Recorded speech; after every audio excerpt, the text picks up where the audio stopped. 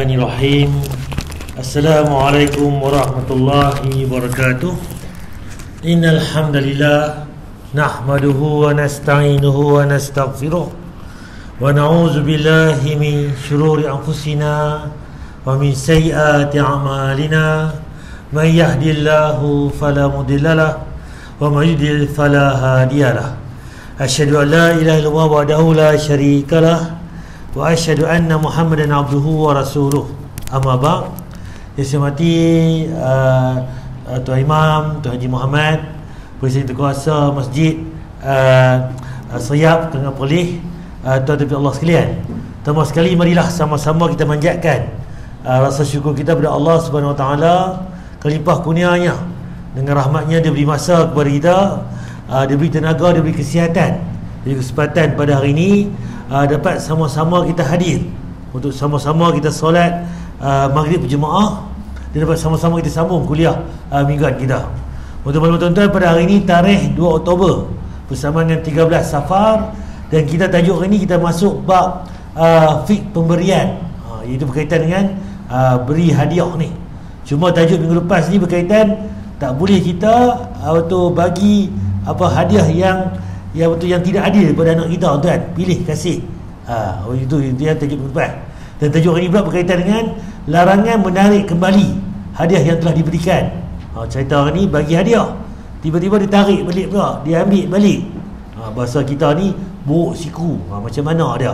Dan apa yang dikatakan larangan yang Nabi kata, bila bagi tak boleh kita ambil balik pemberian kita.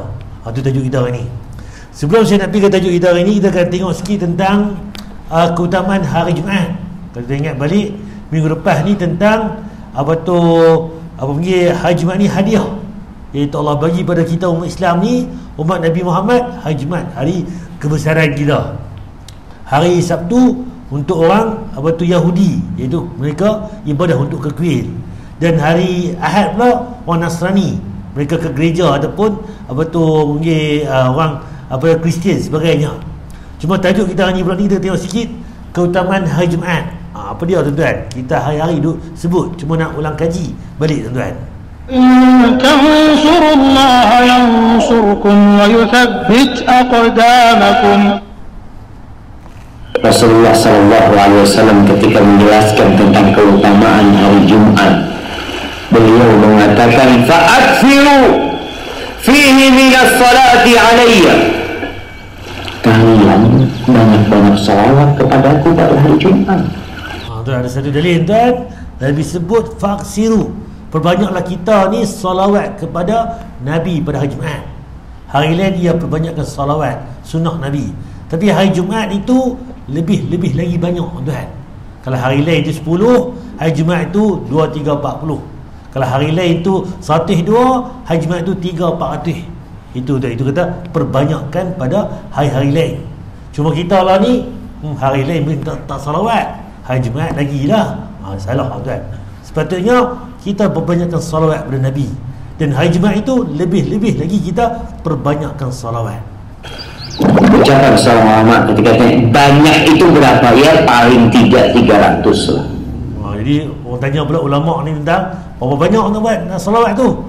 Minimanya kurang dia 300. Bahasa boleh kita komen 300. Ni sekali dua benda payah lagi lah. Kalau boleh, tuan, kita cuba jadi amalan kita dan rutin kita perbanyakkan salawat pada hari Jumaat. Sebab dalil yang sebut pula, kalau kita salawat pada hari Jumaat, Nabi akan dinampakkan siapa yang salawat pada dia. Mungkin kita kita sebut nama Nabi, salawat pada Nabi hari Jumaat ni, Nabi nampak kita siapa yang salawat pada dia pada hari Jumaat. Apakah hari ini kita sudah 300 kali bersalawat buat Nabi sallallahu alaihi wasallam? Atau kita nggak bodoh? Padahal hari Jumat hari yang spesial dan sangat dicintai Allah Jalla Jalaluhu. Hari Jumaat ni Allah sayang. Sebab apa? Hari Jumaat lah Allah selesaikan ciptaan langit, bumi, siang, apa semua, cakrawala sebagainya ni, makhluk Allah ni hari Jumaat. Dan Allah tarik balik juga rezeki nikmat Allah ni, dunia ni, kiamat pada hari Jumaat. Jumaat ni hari yang besar, tuan. Dan hari Jumaat juga ketua segala hari, Sayyidul Ayyam, penghulu segala hari. Kita tahu baginda Nabi kita Muhammad sallallahu alaihi wasallam. Kita mau salawat, nggak salawat, beliau tetap mendapatkan salawat. Kalau kita tak salawat pada Nabi pun, Nabi tetap dapat salawat, tuan. Siapa yang selalu salawat pada Nabi? Kita tengok, tuan. Dari siapa? Sesungguhnya Allah dan para malaikatnya. Allah tu Rabb kita. Allah tu yang menciptakan surga dan neraka. Itu bersalawat buat Nabi. Kalau Allah sendiri pun Tuhan kita, tuan, salawat pada Nabi. Kita lebih-lebih lagi lah, tuan-tuan. Hamba Allah ni, yang mana kerdil ni, yang mana kecil ni, perbanyakkan salawat pada Nabi. Sebab kita perlukan pertolongan Allah, perlukan pertolongan Nabi, perlukan syafaat Nabi, tuan, di akhirat kelak. Jadi perbanyakkan salawat pada Nabi. Bila salawat pada Nabi sekali, Allah balas balik 10 kali ganda, tuan. 10 kali salawat pada kita. Salawat apa? Kebahagiaan, kerahmatan, keampunan, keberkatan. Itu tuan, salawat pada kita balik. Malaikat-malaikat Allah bersalawat. Jadi bukan kata Allah saja, malaikat pun salawat, tuan. Bayangkan, kita jangan kedekut, tuan. Kita dengan tu nak sebut pun payah. Jadi tuan, ada ganjaran, ada kebaikan, kita salawat pada Nabi. Kalau Allah ingin memberikan kebaikan kepada kita, wahai manusia-manusia yang beriman, kalian bersalawat.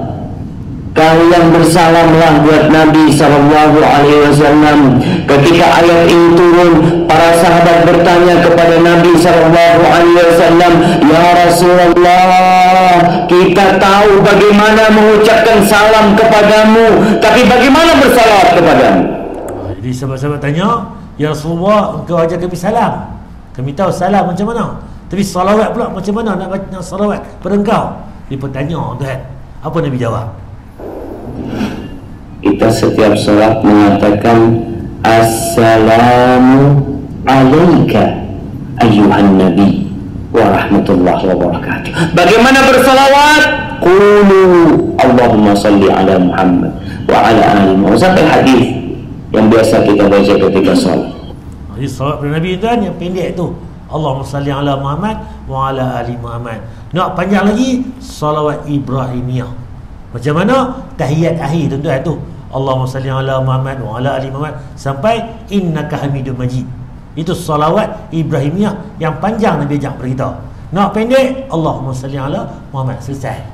Jadi dua tu, tuan, kita boleh beramal. Dan ada banyak lagi dah salawat-salawat yang Nabi ajak pada kita. Okey, itu tajuk di tambahan. Cuma ni ulang kaji balik, tuan-tuan. Ni tajuk minggu lepas, bab fit tentang pemberian ni, larangan menzalimi pemberian hadiah antara anak-anak. Kita bagi hadiah ke anak-anak, tapi cerita dia kita bagi tak sama, tak adil, berat sebelah, pilih kasih. Benda ni, tuan-tuan, Nabi larang. Apa dalilnya? Itu daripada surah apa tu yang ke-16 ayat 90. Auzubillahi minasyaitonirrajim. Innallaha ya'muru bil 'adli wal ihsan. Sesungguhnya Allah menyuruh kamu berlaku adil dan berbuat kebajikan. Kena berlaku adil, tuan. Apa saja kerja buat kita, adil. Dalam kerja kita, dalam pengurusan kita, dalam keluarga kita, dalam sebagainya, semua tu kena adil. Dan juga jangan lupa buat kebajikan. Mungkin kita kadang-kadang tu ambil upah sebagainya, tapi ada kalanya kita buat kebajikan, tak perlu mengharap balasan dan sebagainya. Itu yang patut kita amalkan. Okey, yang kedua, tuan, ni tajuk yang minggu lepas. Saya ulang kaji satu-satu benda. Daripada sahabat An-Nu'man bin Bashir, beliau berkata, sahabat Nabi nama Nu'man, anak kepada Bashir, ayahku Bashir memberikan suatu pemberian kepadaku. Satu hari ayah dia bagi hadiah kat dia. Maka ibuku Amrah bin Rawahah, mak dia ni nama Amrah, berkata, tengok ayah bagi hadiah kat anak. Kalau kita seronok lah, bagus ayah aku ni, suami aku ni, teringat juga bagi kat anak aku ni hadiah, kita seronok. Tapi ibu ni, mak kepada betul Nu'man ni, lain sikit. Sebab apa? Dia kata, aku tidak reda sampai engkau menjadikan Rasulullah SAW sebagai saksi atas pemberian ini. Jadi apakah hadiah yang menyebabkan mak dia marah ni? Kalau ikut, baguslah bagi hadiah kat anak. Siapa tak mau ayah bagi kat anak, mak pun baguslah teringat kat anak, bukan puluh seorang. Tapi dalam hadiah bab ni, mak ni risau. Dia kata apa? Aku tak reda sampai engkau jumpa Nabi, ambil saksi Nabi atas pemberian hadiah ni. Jadi gerentor. Kalau Nabi kata ya, baru aku ya. Kalau Nabi kata tak, aku kata tak, kan? Jadi benda apa yang menyebabkan dia kata demikian? Maka ayahku pun jumpa Nabi. Jadi Bashir tadi pergi jumpa Nabi. Dah si ibu tadi, Amrah tadi, pergi jumpa Nabi. Kemudian aku telah memberikan kepada anakku dari isteriku Amrah bin Rawahah sebuah pemberian. Ya Rasulullah, aku tadi ni bagi hadiah kepada anakku daripada mak dia Amrah ni satu pemberian. Tapi isteri aku minta suruh jumpa engkau untuk persaksian. Jadi dia main jumpa Nabi. Apa Nabi kata? Nabi berkata, apakah engkau juga memberikan kepada seluruh anak-anakmu sebagaimana yang kau berikan kepada Nu'man? Wahai Bashir, yang bagi kat Nu'man ni anak lain boleh sama ke? Bahasa kita lagu tu lah. Yang bagi kat Bashir ni hadiah, orang lain dapat juga ke hadiah tu? Apa tu Bashir kata? Tidak. Dia kata tak, aku bagi kat Bashir seorang je. Anak ni tak dapat, seorang dia dapat. Jadi apa Nabi kata lagi? Bertakwalah kepada Allah. Bertakwalah engkau kepada Allah. Takutlah kepada Allah. Nampak tak? Benda yang penting sekali. Takut kepada Allah. Dan bersikap adil lah terhadap anak-anakmu. Kena bersikap adil. Kita ada anak tuan, bersikap adil lah anak kita. Kalau nak bagi hadiah, biar semua boleh. Kalau seorang saja boleh, tunggu Ustaz, kita simpan, cukup nanti baru bagi kat semua. Tu cerita dia. Jangan duk pi bagi kat seorang, kacau tuan. Jadi dalam dalil ini tak sebut hadiah apakah itu. Dalil ini sebut pula hadiah itu iaitu seorang hamba kepada Nu'man ni. Jadi dia dapat hamba, orang anak lain tak dapat. Jadi mak dia ni sebab anak mak dia ni pun dalam dalil ni sebut anak ibu kepada Amrah bin Rawahah. Jadi cerita dia Bashir ni dia ada isteri banyak. Jadi anak isteri nama Amrah ni, anak dia nama Nu'man. Kalau kita ni, laki aku sayang anak aku, baguslah, seronok lah kita, kan? Tapi tak, dia pikat panjang kan. Kalau anak dia boleh, mak lain, anak-anak lain pun kena dapat sama. Nampak takutnya ada agama kan.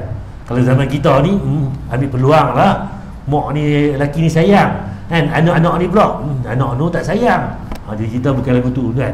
Sebab tu kan, bila kita kenal agama tu kan, kerja buat kita pun semua balik pada agama, balik adil dah, sama dah, bersikap bertakwalah kepada Allah dah. Bukan kata saja seronok. Ni amanah tuan, tanggungjawab yang patut kita bagi tuan, kita kena jalankan. Jadi cerita dia tuan, kena berhati-hati. Kalau nak bagi hadiah, bagi semua orang. Kalau tak ada, jangan bagi lagi, tunggu Ustaz, simpan, bagi cukup, nanti baru bagi. Adil macam mana? Meletakkan benda yang sesuai pada tempat dia. Jadi pada betul lah, scan setiap orang, masa, keadaan, semua itu kena adil. Hadis Bukhari tuan. Okey, tapi lagi tuan, yang kedua berkaitan di sini tentang dosa pertama di langit dan dosa pertama di bumi. Apakah dosa pertama yang berlaku kat langit dan apakah dosa yang pertama berlaku kat bumi? Perasan tak? Kita buat dosa dah ni, macam-macam dosa, kecil, besar, sebagainya. Tapi dosa yang pertama sekali, siapa yang buat kat langit? Dan dekat bumi pula ni, siapa yang mula buat? Kita rujuk balik, apa kata Allah, apa kata Nabi tentang dosa pertama di langit dan di bumi. إن تنصروا الله ينصركم ويثبت أقدامكم. Hasad itu adalah sifat yang tercela. Bahkan kata sebagian ulama termasuk dosa besar. Na'udzubillah min dzalik. Okey, hasad ni perasaan iri hati, dengki kan. Hasad ni benda yang sangat bahaya sekali. Jadi dia termasuk dosa yang besar. Kita tak puas hati dengan orang, tak suka sebagainya. Jadi itu hasad kan. Kadang kita menganggap biasa aja, ada ungkapan ini dosa besar, itu biasa aja, na'udzubillah. Padahal dosa besar itu, kata para ulama, nggak bisa digugurkan kecuali dengan taubat. Kecuali dengan apa? Taubat. Jadi taubat kena gugurkan dosa tu, dosa besar tu. Kalau sekadar wuduk tadi tak jadi, itu dosa kering kan. Kita semayang ni, dosa kering hilang, bersih kita. Tapi kalau kita buat dosa besar, mesti taubat. Taubat tu kembali pada Allah, taubat betul-betul. Itu namanya taubat nasuha kan. Kata Imam Al-Qurtubi, saking jeleknya hasad ini, hasad adalah dosa yang pertama kali terjadi di langit dan dosa yang pertama kali terjadi di bumi. Jadi Imam Qurtubi kata apa? Kerana hasad ni lah dosa pertama sekali berlaku di langit. Dan kerana hasad juga dah, hasad ni, tak puas hati ni, dengki ni pertama berlaku kat bumi. Jadi apakah, bilakah, siapakah yang terlibat dengan hasad ni? Di langit siapa yang melakukan?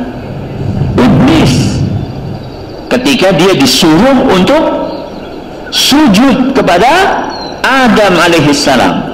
Jadi cerita apa yang pertama sekali berlaku kat langit tu ni? Iblis. Yang mana dia dengki, dia hasad dengan Adam ni. Itu pertama kali perasaan hasad yang berlaku, dengki kepada Adam AS. Ketika disuruh oleh Allah Azza wa Jalla untuk sujud kepada Adam alaihissalam, Iblis gak mau. Kenapa? Iri.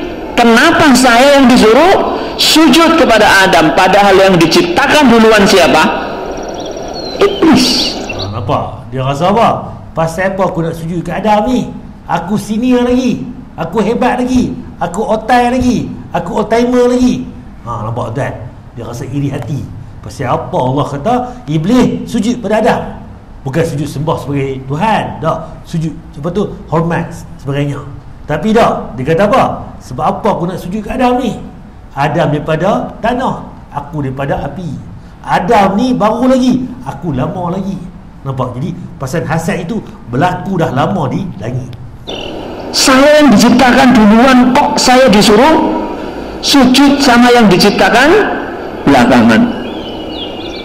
Apalagi materi bahan penciptaannya menurut Iblis itu levelnya lebih tinggi bahan penciptaan Iblis dibandingkan bahan penciptaan Adam. Jadi dia marah pula, pasal apa aku nak sujud pada Adam? Aku daripada api, hebat, kuat. Adam daripada tanah, lekeh je. Nampak tuan? Jadi sifat angkuh tu, tamak itu, halobah itu, kan, iri hati itu yang menyebabkan dia lupa diri dia. Iblis terbuat dari api, khalaqtani min narin, sedangkan Adam terbuat dari tanah, wa khalaqtahu min tin. Jadi api dan juga tanah. Iblis pada api, Adam daripada tanah. Nampak? Jadi api ni hebat lagi, kuat lagi. Itu sangkaan Iblis. Adam pula daripada tanah, lekeh, kan, sebagainya. Itu yang jadi tuan. Masa yang diciptakan dari api itu harus sujud kepada yang diciptakan dari tanah? Kan lebih ningrat yang api. Itu kira-kira lah. Kastanya lebih tinggi. Karena dorongan hasad. Hasad berlakulah pertama sekali berlaku di langit. Iblis dengan Adam ini, itu pertamanya berlaku hasad. Yang pertama hasad dengki. Dosa yang pertama kali tembus di langit. Yang kedua apa? Di bumi. Tadi di bumi langit clear dah. Siapa yang buat? Iblis pertama sekali. Apa? Tak puas hati dengan Adam, ciptaan Adam. Yang kedua pula di bumi. Siapa pula? Orang yang pertama sekali hasad. Siapa? Qabil. Ketika tega membunuh saudaranya sendiri, yaitu Habil. Kok bisa-bisanya saudara membunuh saudara kandungnya sendiri? Bayangkan adik-beradik kan? Semua adik-beradik ni sedara sedaging, boleh bunuh. Sebab apa? Hasad tadi. Bila hasad menguasai kita, lupa diri tu kan, kita akan sanggup buat macam-macam. Jadi hasad ini benda yang sangat bahaya. Salah satu pemicunya adalah karena hasad. Dari mana hasad itu muncul? Karena dua-duanya disuruh kurban oleh Allah Azza wa Jalla. Ternyata kurban yang diterima kurbannya siapa? Habil. Sedangkan Qabil kurbannya ditolak. Allah uji mereka dua ni buat kurban kepada Allah. Tapi Qabil ni kurbannya tak diterima. Habil ni diterima. Kerana dengan perasaan hasad tu lah, dia sanggup bunuh saudara dia Habil. Ini dia. Kok dia yang diterima? Kok bukan saya? Akhirnya karena didorong perasaan iri dan hasad tersebut, akhirnya Qabil pun mengeksekusi dengan cara membunuh saudaranya sendiri Habil.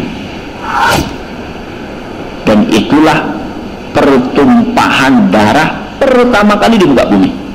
Jadi kalau tengok sejarah pertumbuhan apa tu pembunuhan yang pertama sekali, ni kes Habil dan Qabil ni. Yang Habil dibunuh oleh Qabil. Buktinya pertama kali apa? Qabil bingung tubuh atau jasad jenazah saudaranya ini mau diapain, bingung dia. Jadi selepas dia bunuh tu, dia jadi pening. Sebab apa? Dia tak tahu nak mengurus jasad saudara dia tu, nak buat macam mana, nak bakar ke, nak tanam ke, nak biar macam tu ke apa ke. Jadi dia tak ada pengalaman lagi. Sebab apa? Mereka ni antara yang awal diciptakan kan? Jadi apa yang berlaku tuan? Allah hantar betul binatang untuk ajak pula kita untuk manusia ni. Nah, dia nggak pernah ada contoh sebelumnya. Dia yang pertama kali memberi contoh pembunuhan. Akhirnya Allah mengutus 2 ekor burung sing tukaran sampai akhirnya salah satunya mati. Lalu yang masih hidup itu mengumpulkan temannya yang mati. Jadi dia tengok macam mana 2 ekor burung ni duk bergaduh. Kemudian mati seekor. Yang seekor lagi buat apa? Dia tolong kubur kawan dia pula.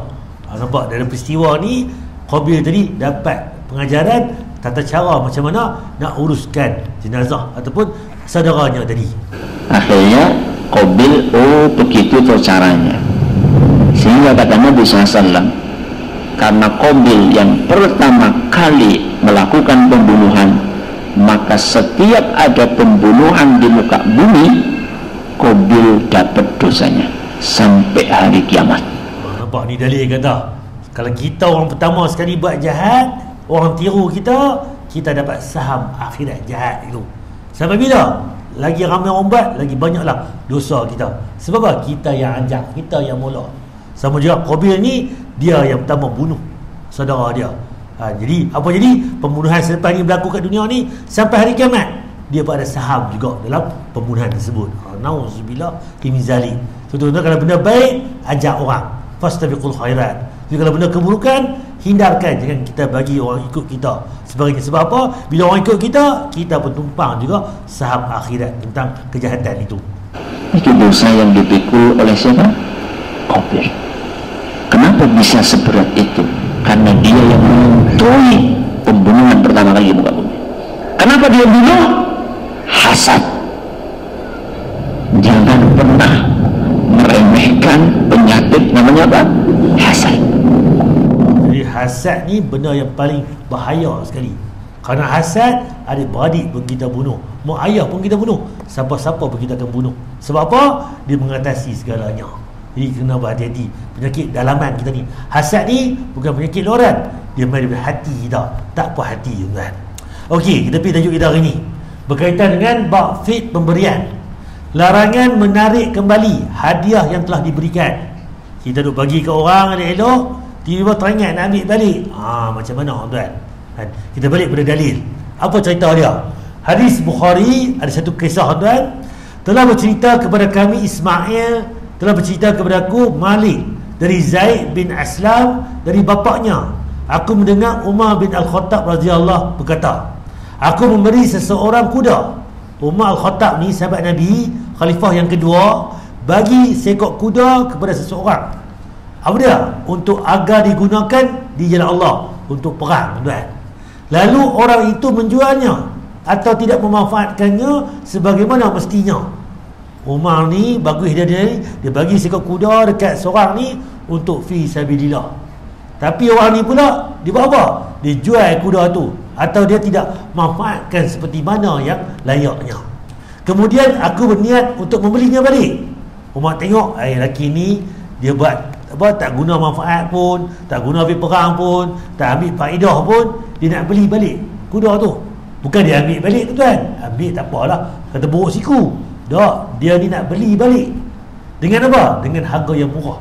Lalu aku tanyakan benda ni kepada Nabi. Sahabat-sahabat ni bila apa masalah saja dirujuk Nabi. Untungnya mereka. Sebab apa? Mereka bersama Nabi. Kemudian maka beliau SAW pun bersabda. Nabi bila ditanya, Nabi menjawab, jangan kamu membelinya sekalipun orang itu menjualnya dengan harga 1 dirham. Dia jual murah RM1 pun, contohlah kita kata RM10, RM1 ke sebagainya, kerana orang yang mengambil kembali hibahnya, hadiah tadi, pemberian tadi, seperti anjing yang menjilat kembali ludahnya. Tu dia tuan, hina tak hina, Nabi umpamakan orang yang ambil balik barang dia bagi seperti anjing. Dah kata seperti binatang lain gegah lagi, dia ambil anjing tuan. Jadi tuan, seperti anjing apa dia? Menjilat balik ludah dia, kotoran yang di ludah. Anjing satu dah kotor dah kita ni, kedua dijilat pula ludahan yang di ludah, makan balik tuan. Jadi benda ni sangat keji tuan. Hadis Bukhari itu yang pertama. Nak beritahu kata apa? Kalau kita bagi hadiah ke orang, jangan pi ambil balik. Ambil lagi tak boleh lah. Alah ustaz nak beli balik ustaz, beli pun tak boleh. Alah murah je ataupun bayar double ke, bagi berapa ringgit ke, banyak sikit ke, bukan itu isu dia. Isu dia kita ambil balik pemberian kita. Bila buat lagu tu seperti mana? Seperti anjing dia jilat balik ludah dia, muntah dia yang dia keluarkan. Hadis Bukhari ni yang pertama. Dari Abdullah bin Abbas, dari yang lain pula, ia berkata Rasulullah SAW bersabda, orang yang menarik kembali pemberiannya seperti anjing yang muntah kemudian menjilatnya kembali. Nampak? Dari ludah. Ni muntah tuan. Pun sama juga, muttafaqun alaih. Nampak kata kita ni dah bagi ke orang, bagilah, pejam mata lah. Dok ustaz sayang ustaz, bagi kereta kat dia, dia tak naik pun, duduk bawah pokok asam je. Kereta tu dah lah saya beli kereta gaji pertama saya kan, kereta dulu-dulu ni contohnya, sayang ustaz nak ambil balik kereta tu, contoh. Jangan tuan-tuan, kalau tuan buat lagu tuan-tuan, dia seperti seumpama anjing tadi, muntah dia jilat balik kembali. Itu tuan, jadi kena berhati-hati lah. Muttafaqun alaih. Jadi bab ni tuan, dia ada banyak lah dia punya cerita dia. Yang ketiga lagi, dalam riwayat lain disebut tidak pantas bagi kami mempunyai sifat yang buruk, panggil buruk, iaitu orang yang menarik kembali pemberiannya seperti anjing yang kembali muntahnya. Jadi panggil buruk tuan, tak elok benda tu. Dalam riwayat lain sebut orang yang menarik kembali hadiahnya seperti orang yang menjilat kembali muntahnya. Hadiah ke, hibah ke, pemberian ke, semua tu yang harta kita, milik kita bagi orang sebagai hadiah ke, pemberian ke, apa ke, sedekah ke, termasuk juga tuan. Dalam riwayat lain sebut lagi perumpamaan orang yang menarik kembali sedekahnya seperti anjing yang muntah kemudian menjilat kembali muntahnya dan memakannya. Nampak tuan, dah tadi muntah, dia jilat balik muntah dia makan lagi pula tuan. Nampak kata seteruk-teruknya tuan. Jadi kita buat seperti ni, berupa hadiah ke, sumbangan ke, sedekah ke, apa saja, hibah ke, apa benda lah milik kita ni kepada orang, kita ambil balik, kita beli balik, kita rampas balik ke, rampas lagi lah, itu dah jadi zalim lah. Tapi nampak kata kita beli balik pun Nabi larang tadi. Kes yang kedua, dari Amr bin Shu'aib, dari ayahnya, dari datuknya, yakni Abdullah bin Amr, dari Rasulullah SAW, beliau bersabda, perumpamaan orang yang meminta kembali apa yang telah ia berikan apabila seperti anjing yang muntah kemudian memakannya kembali. Apabila seseorang meminta kembali pemberiannya, maka hendaklah diperiksa dan diteliti apa yang ia minta kembali itu, lalu diberikan kepadanya. Kena tengok balik. Sebab apa? Kita dah bagi ke orang, tak boleh kita ambil balik, tak boleh kita tuntut balik, tak boleh kita minta balik dan sebagainya. Kalau rampas tu lagi-lagi lah. Ini Hasan, hadis Abu Daud dan Ahmad. Tapi hadis ni Hasan pun dia kuat dengan yang awal tadi, muttafaqun alaih, Bukhari tadi. Jadi dia ada kekuatan di situ. Okey, kandungan bab tuan, tidak halal bagi seseorang meminta kembali pemberian atau sedekahnya, bagi ke, sedekah ke, hadiah ke. Hadis ini secara jelas mengharamkannya. Perbuatan tadi haram. Kerasnya pengharaman dapat dilihat dari beberapa sisi. Pertama, penyerupaan orang yang meminta kembali pemberian itu dengan anjing. Kita tahu lah anjing ni binatang yang mana, anjing yang mana kita kata apa, kalau kita ni pelik lah, huduh lah, hina lah anjing. Tapi anjing ni bukan salah pun, dia makhluk Allah juga. Di dalam banyak binatang ni, anjing ni rencah sikit. Kalau kena jilatan dia, kita nak kena samak dan sebagainya. Kedua, penyerupaan hadiah yang diminta kembali dengan muntah. Kalau hadiah tadi Nabi umpamakan dengan muntah, bagi ke orang, kita ambil balik, jilat muntah tu balik, kan. Ketiga, orang yang meminta kembali pemberiannya adalah contoh yang buruk. Dah bagi tadi tu, orang Melayu kata buruk siku, badan lah. Sebab apa? Islam kita pun hina perbuatan ini. Seperti mana anjing memuntah balik, muntah dia jilat makan balik, tuan. Jadi benda yang pelik, yang buruk dan yang hina, tuan. Jadi itu perumpamaan dia. Penyerupaan seperti ini lebih menunjukkan kerasnya larangan dan jelasnya pengharaman daripada penggunaan lafaz pengharaman yang jelas. Sebab apa? Nabi larang betul-betul. Tak boleh kita pergi ambil balik benda, kita bagi ke orang, beli balik ke, ampas balik ke dan sebagainya. Jika ada yang mengatakan maksudnya adalah menjauhkan diri daripada perbuatannya yang menyerupai anjing dan kebiasaan anjing. Sebab anjing adalah binatang yang tidak dikenai kewajipan. Menjilat muntah tidaklah haram baginya. Kalau ikut anjing ni, dia makan pi apa pun, dia muntah ke apa ke, tak ada apa dengan anjing, binatang. Ikut suka dia lah, tu perangai dia. Tapi nampak kata kita ni manusia yang mulia ni diumpamakan macam anjing. Nampak tuan, hinanya kita ni. Jadi itu yang Nabi bawa kepada kita. Maka jawabnya, dalam pandangan syariat, penyebutan perumpamaan seperti ini maksudnya adalah penegasan larangan tadi. Seperti Allah berfirman, dan bacakanlah kepada mereka berita orang yang telah kami berikan kepadanya ayat-ayat kami, pengetahuan tentang isi Alkitab, itu Al-Quran. Kemudian kita melepaskan diri daripada ayat itu, lalu dia diikuti oleh syaitan sampai ia tergoda, maka jadilah ia termasuk orang yang sesat. Kita ni Allah bagi panduan Alkitab, Al-Burhan, Al-Furqan, dan bukti ni, dan Al-Quran kita ni untuk kita ikut, kita pandu, kita guna sebagai panduan. Tapi tak, kita tinggal Al-Quran, kita ikut syaitan dan yang direjam ni, maka jadilah dia termasuk orang yang sesat. Dan kalau kami kendaki, sesungguhnya kami tinggikanlah darjat dengan ayat itu, tetapi dia cenderung kepada dunia menurut hawa nafsunya yang rendah. Nampak, kita pilih dunia, kita ghalib dengan nikmat dunia, tuan. Maka perumpamaannya seperti anjing. Jika kamu menghalaunya, dihulurkan lidahnya. Jika kamu biarkan, dia mengulurkan lidahnya juga. Panggil anjing, biar pun dia jeleng lidah dia, duduk keluar lidah tu, dia lampak pun jeleng, duduk kenyang pun jeleng, duduk tak mana-mana pun dia jeleng lidah, tuan. Itu macam anjing, tuan. Demikianlah perumpamaan orang-orang yang mendustakan ayat kami. Maka ceritakanlah kepada mereka kisah-kisah itu agar mereka berfikir. Amat buruklah perumpamaan orang-orang yang mendustakan ayat-ayat kami, dan kepada kami dan kepada diri mereka sendirilah mereka berbuat zalim. Nampak? Allah bagi panduan, benda yang larangan, benda suruhan, jangan buat larangan, tapi dia buat juga. Allah ni ambil. Siapa yang zalim? Allah dah bagi garis panduan, buku dah. Mesin basuh ni spin berapa minit, buh ayak berapa, buh sabun berapa sukatan, dah bagi tahu dah. Tapi tak, kita zalim, buh banyak ni, buh banyak ni, rosak mesin tu. Siapa yang nanya? Kita sendiri. Allah habaq dah dalam Quran, hidup ni macam mana, akhirat ni macam mana, apa nak kena bawa, apa yang halal, apa yang haram, itulah Al-Quran. Tapi kita langgar, siapa yang masalah? Kita yang zalim pada diri kita. Jadi cerita dia, tuan, semua tu lengkap dah. Kitab kita ni, Al-Quran ni Allah bawa kita untuk kita panduan sampai hari kiamat. Al-A'raf ayat 175 177. Okey, sikit lagi, tuan-tuan. Masa ada lagi, no? Okey, seburuk-buruk makhluk. Macam mana pula, tuan? Cerita tadi ni tentang pemberian. Kalau dah bagi, jangan ambil balik. Kalau beli pun sama juga macam mana Nabi beritahu muntah binatang tadi. Anjing tadi muntah, dia jilat balik muntah dia. Itu tajuk tadi. Cuma Nabi yang kedua ni, yang ketiga ni pula, seburuk-buruk makhluk. Siapa yang buruk makhluk ni? Macam mana, tuan?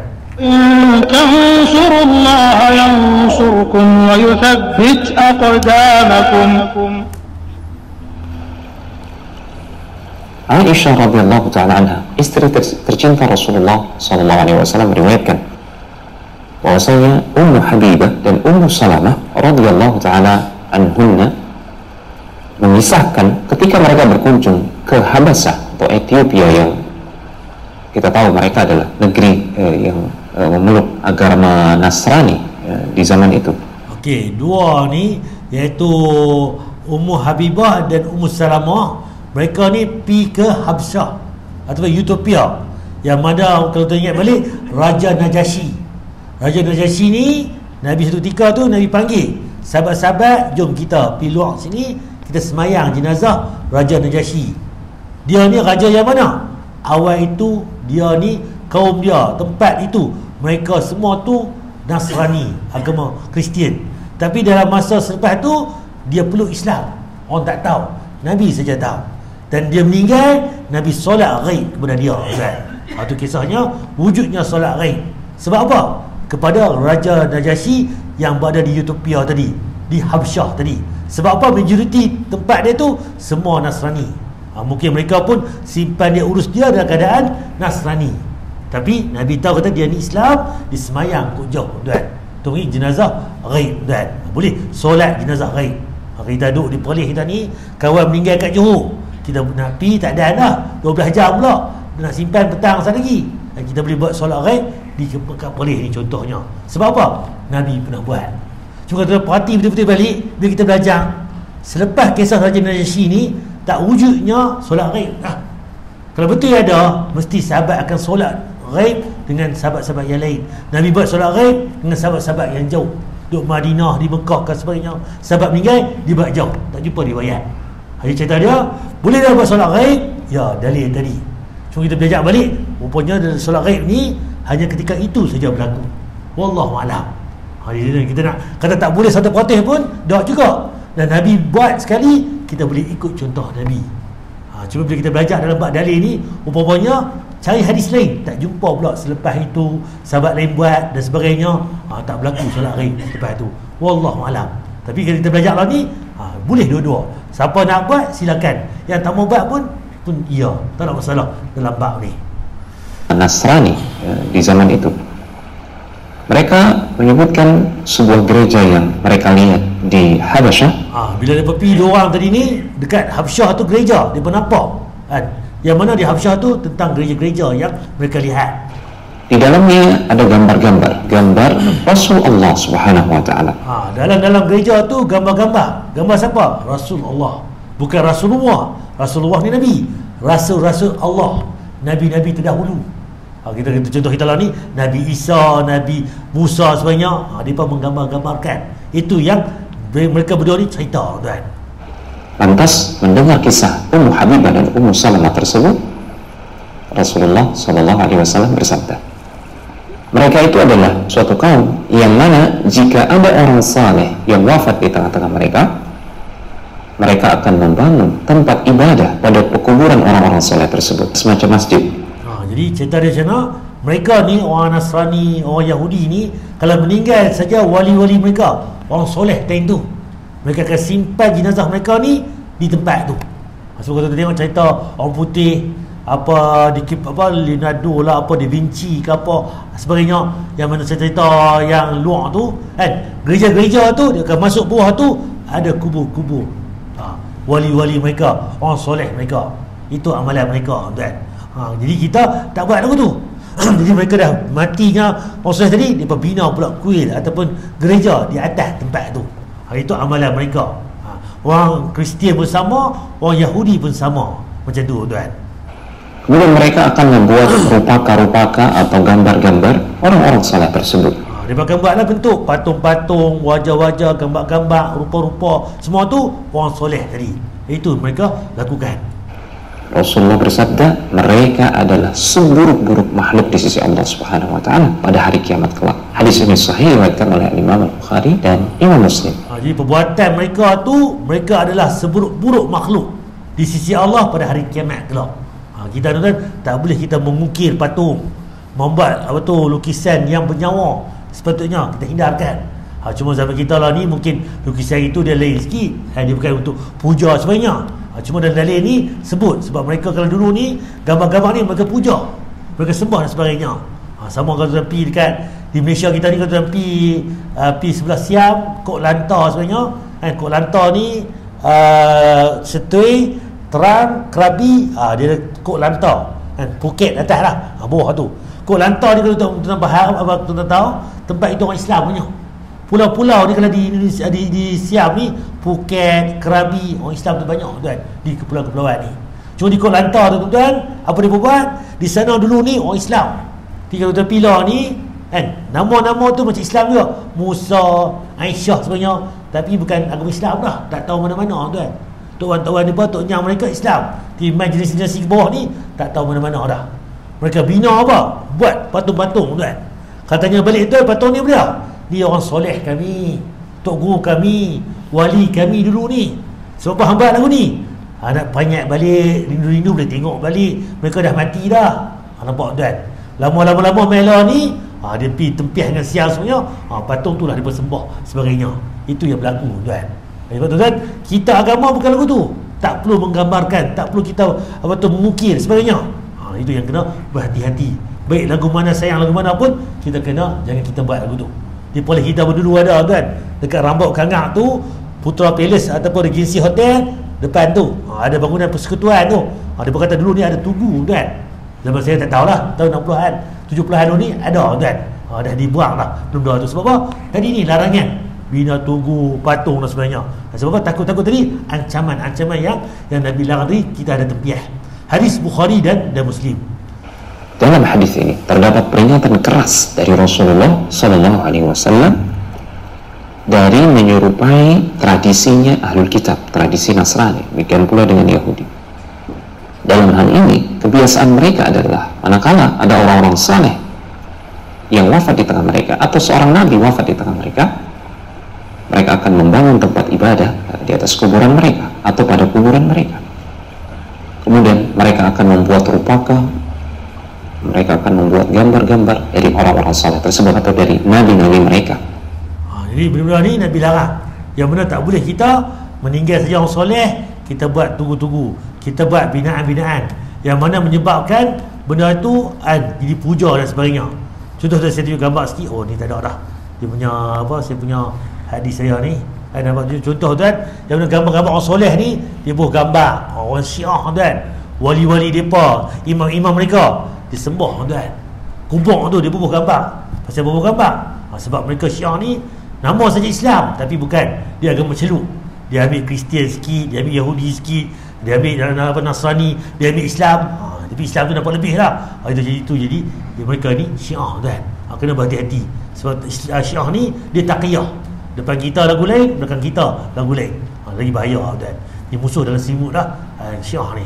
Wallahualam tu saya berhenti dekat ni. Ada tuan nak tanya apa tentang tajuk kita berkaitan dengan yang mana hadiah ni tak boleh kita tarik balik. Kalau tarik balik, bahasa kita boleh buruk siku. Tapi bukan buruk siku tuan. Agama ni lebih teruk pada buruk siku. Macam mana kita jilat balik muntah anjing yang muntah tuan. Nampak kata hina tak hina, kita ambil balik hadiah yang kita bagi, sedekah yang kita bagi, sumbangan kita bagi, apa saja benda yang kita bagi, itu yang kita tengok balik. Wallahualam untuk tajuk ini, insyaAllah minggu depan kita akan sambung tajuk lain pula tuan, berkaitan dengan bab pemberian ni. Wallahualam. Ada tuan nak tanya apa untuk tajuk ini? Ya, sila. Ya, bagi saya. Cantik. Soalan itu minggu depan kita banyak. Kita akan banyak minggu depan. Soalan awal saya tak jawab ni. Kita bagi ke orang tu, tamah, terima kasih banyak-banyak lah, ditolak balik. Macam mana kita akan tengok nanti. Dia bagi dah hadiah kita, tapi orang bagi tu pula, yang terima tu tak mau, dia tolak balik. Macam mana contoh ada? Boleh tak tolak hadiah orang bagi? Tolak tu macam mana? Sebab apa kan kita akan rungkai minggu depan tuan. Minta maaf saya jawab minggu depan lah. Soalan tu soalan apa? Soalan tertutup.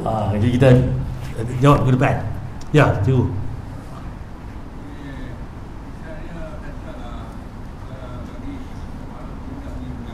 Dia meninggal.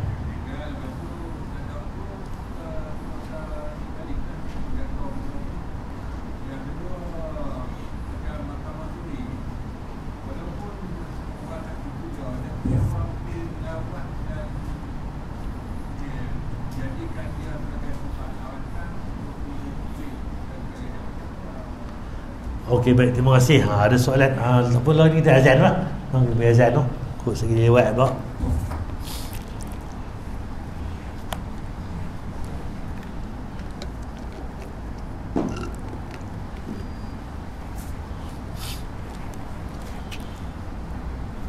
forward